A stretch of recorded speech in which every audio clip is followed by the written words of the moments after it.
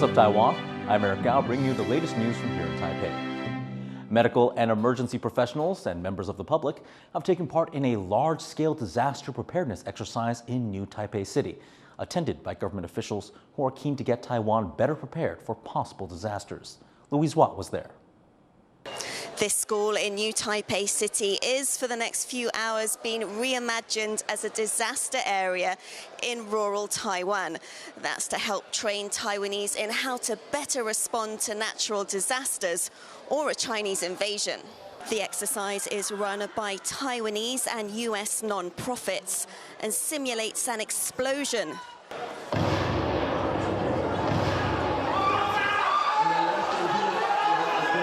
More than 200 emergency responders, medical professionals and members of the public practice search and rescue work and giving care and shelter to injured people.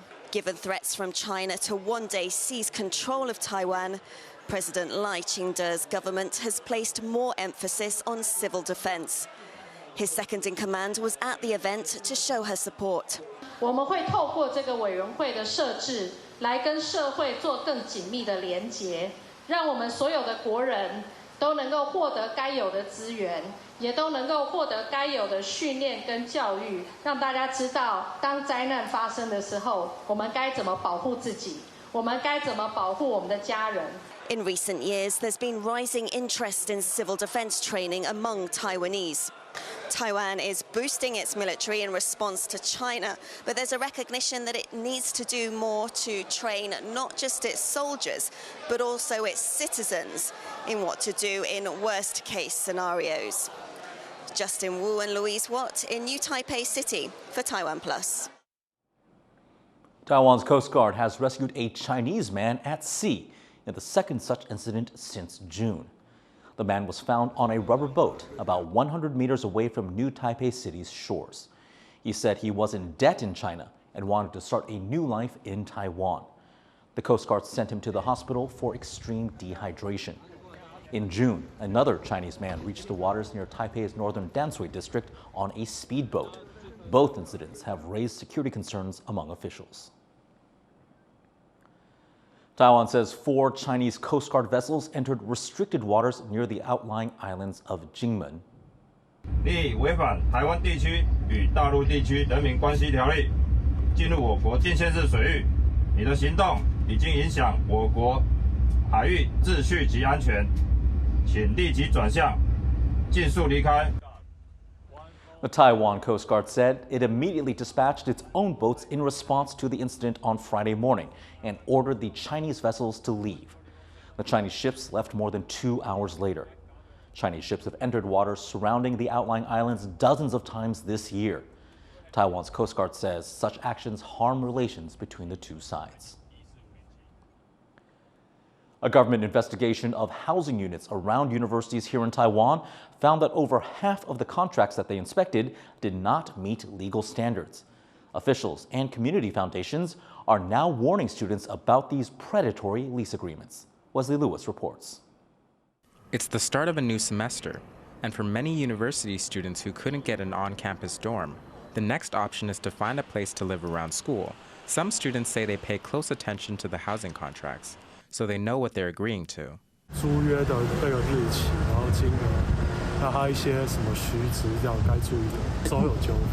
And according to a government investigation, their concerns are justified.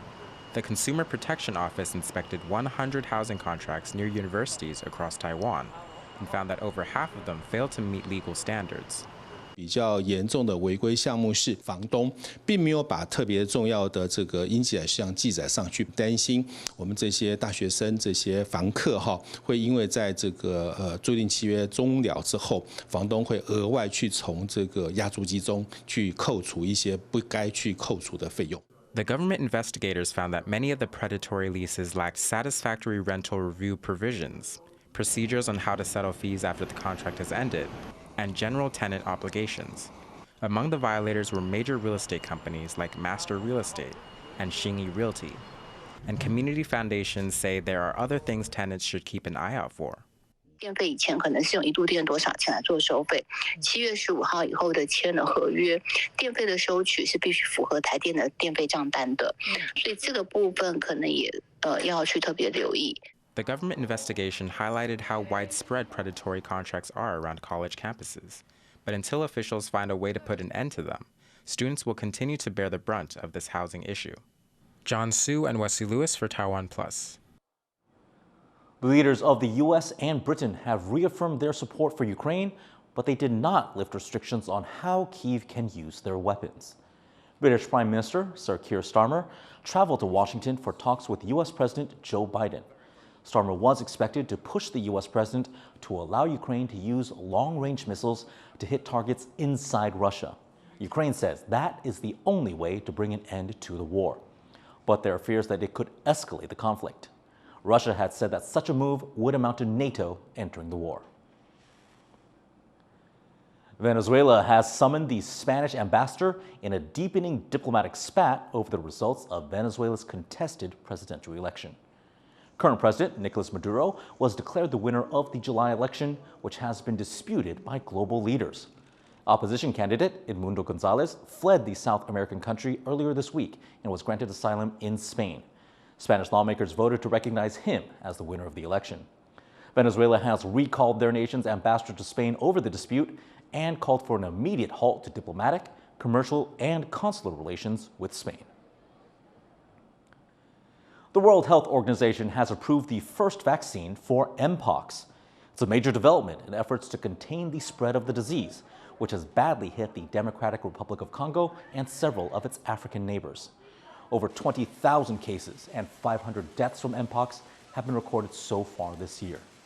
Mpox is a virus transmitted by close personal contact, and it often causes rashes.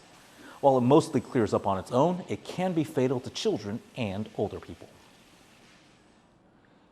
Israel's killing of a Turkish American activist has sparked outrage across the world, but advocates say it's part of a much larger pattern from the Israeli military. Harel Hughes reports. The body of Aysener Ezgi Aige arrives in Turkey to her waiting family and for her burial. The 26-year-old Turkish American was shot by Israeli troops in early September while she was protesting illegal settlements and violence in the occupied West Bank. Keyfine bakabilirdi. Rahat bir yaşam sürebilirdi. Ama o ideallerinin peşinde koştu. Her şeyi bıraktı. Orta Doğu cehennemine gitti. O kadar idealistti. Israel has taken responsibility and say her death was unintentional. But witnesses say she was deliberately targeted following a pattern of killings in the West Bank. Left on the ground. This isn't an isolated incident. It happens in the context of the 17 people who were killed in demonstrations in Beta since 2021.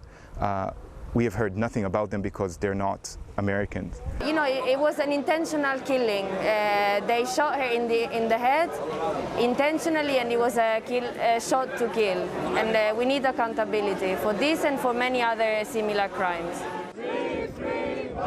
Her death sparked outrage across the world. Turkey has accused Israel of murder and launched an investigation saying they would seek international arrest warrants. U.S. President Joe Biden, Vice President Kamala Harris, and other U.S. officials have called her death unacceptable in some of their harshest comments about Israel over the past year. Her killing was both unprovoked and unjustified. No one should be shot and killed for attending a protest. No one should have to put their life at risk just for freely expressing their views. Funeral preparations are underway for Aysener in Turkey. Her death has cast a spotlight on the exploding violence in the West Bank, where hundreds of people have been killed over the past year. And her family hopes her killers will be brought to justice. Joseph Wu and Harel Hughes for TaiwanPlus. Wildlife is thriving along a mountain trail in eastern Hualien's picturesque Taroko Gorge. The national park is still recovering from a massive magnitude 7.2 earthquake that struck the area in April, triggering landslides that cut off the trail and causing destruction around the country. Sandy Chi reports on the resilience of life in the gorge. Patrolling the Sakadang River Trail, these national park rangers are checking up on the local wildlife. Taroko National Park in eastern Hualien County suffered some of the worst damage from a magnitude 7.2 earthquake that struck Taiwan in April. 土质崩塌，我们很担心会影响到它回游的路径。台风之后有冲掉，那因为现在都进不去，那我们至少这一站看起来是还好。那我们持续等那个工程修复情形，只要可以再往前推进，我们就会再继续看。Despite the earthquake's devastation of the gorge, officials report that the Sakadang River's ecology appears to have held onto its rich biodiversity. 台湾扁绒螯蟹，这是我们这边的特有种，目前看到也是都有记录。那其他的我们有日本瓢鳍虾虎。Rangers say they've been working to remove invasive species that have appeared in the river in recent years, and they have more to do to protect the native ecology. But for now, at least, life finds a way, even in the face of some of Mother Nature's most extreme conditions. Scott Hong and Sandy Chi for TaiwanPlus. With the Mid-Autumn Festival just a few days away, Taiwan is cracking down on people bringing pork into the country, all part of efforts to keep out African swine fever. Central government officials have checked quarantine procedures at Taiwan's international airports. People often bring food products from abroad back home as gifts for friends. To protect the domestic pork industry from the highly lethal disease, travelers are banned from bringing in pork products. Several neighboring countries like China, Vietnam, and Thailand all have ASF outbreaks. The ban has been in place for years, and violators could be fined over $6,000 US. Inside a coastal industrial park in central Taiwan stands the only glass temple in the world. It was built with the goal of being environmentally friendly and of being a spiritual and sustainable oasis. Cadence Quaranta reports. At this temple in central Taiwan, over 70,000 pieces of glass are on display. It's the first temple made of glass in Taiwan and the world. The religious site is designed to be environmentally friendly. The glass helps save energy by reflecting sunlight, meaning less need for artificial lighting. This one-of-a-kind temple also shows off Taiwan's glass-making industry. 神像也都是玻璃去创作的，所以看起来它身上会发光，因为它是感应的光线。这一个后面，它是用1400片的玻璃堆叠起来，然后这座立体的玉山，它可以结合外面的阳光。 The temple is built inside an industrial park along Taiwan's west coast, home to many factories. Construction on the temple started in 2007, and it was officially opened 5 years later. Like many temples in Taiwan, it's dedicated to Mazu, the incredibly popular goddess of the sea. But besides its glass structure, this temple differs from other Mazu temples in other ways. Fish swim in ponds outside, which help to regulate humidity and collect dust. And the temple's outer walls display photos introducing Taiwan's culture and people. The hope is that the temple can provide an environmental and spiritual oasis for residents and visitors alike. 我们希望打造一个梦，这一个梦就是在彰滨工业区可以打造一个属于台湾的唯一的绿洲，在工业区里面。Inside an industrial park, here is a place that connects faith, culture, industry, and sustainability. Devin Tsai and Cadence Quaranta for TaiwanPlus. Thanks for joining us this evening for What's Up Taiwan. Visit our website or follow us on social media to get more of our reports. Finally, we leave you with some highlights from London Fashion Week.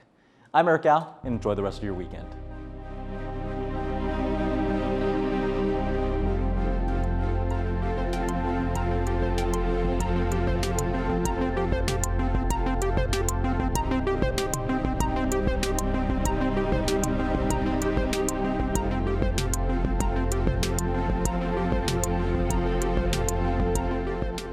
For more stories from Taiwan and around the world, download the TaiwanPlus app.